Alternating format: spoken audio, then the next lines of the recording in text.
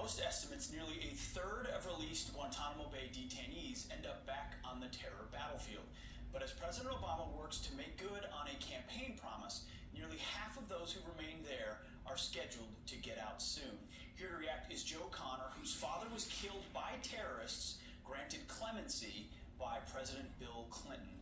Joe, thank you very much for joining us this morning. For our viewers, first, tell us a little bit about your story. Sure. When I was 9 years old, my father was murdered at Francis Tavern by the FALN, Puerto Rican. Here in New York City. Here in New York City, Puerto Rican terrorist group. They were arrested and sent to prison for 70 years on average.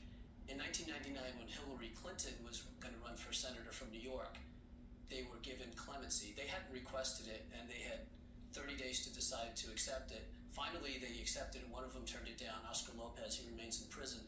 But it was all done to try to connect Hillary Clinton, who was a carpetbagger in New York, to the Latino community. And the claim from the Clintons was that these were nonviolent people, which is simply not true. They were terrorists. It just happened to get clemency at the end of his term as his wife's potential run. In August 1999, yeah.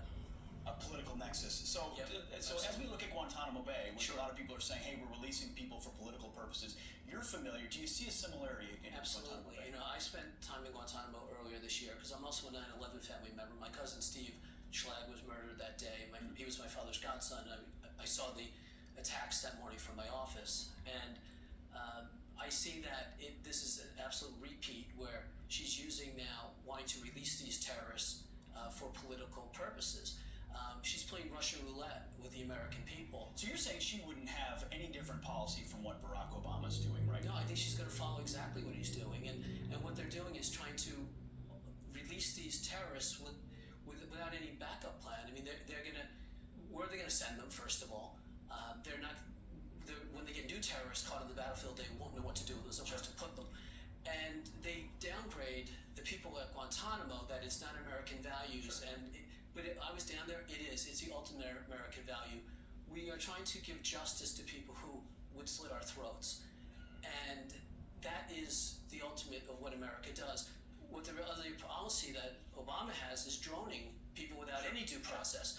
So when they talk about Guantanamo being a recruiting vehicle for terrorists, which is worse, droning people without due process, or actually trying to Of course, that's process an absolute tired talking point they used from the very beginning. And if I was there when there were 700 detainees, today there are almost 70, the worst of the worst being released. We would see that recidivism rate likely go up even higher. Yeah, I mean, I was in the courtroom with Khalid Muhammad and the others, and these are dedicated, violent people, and it kills me. Who's fit to serve as president? Someone who releases terrorists for political reasons, or someone who doesn't? This is disgraceful. Joe Connor, thanks for joining us this morning. You know firsthand. We appreciate your expertise. Anytime. You can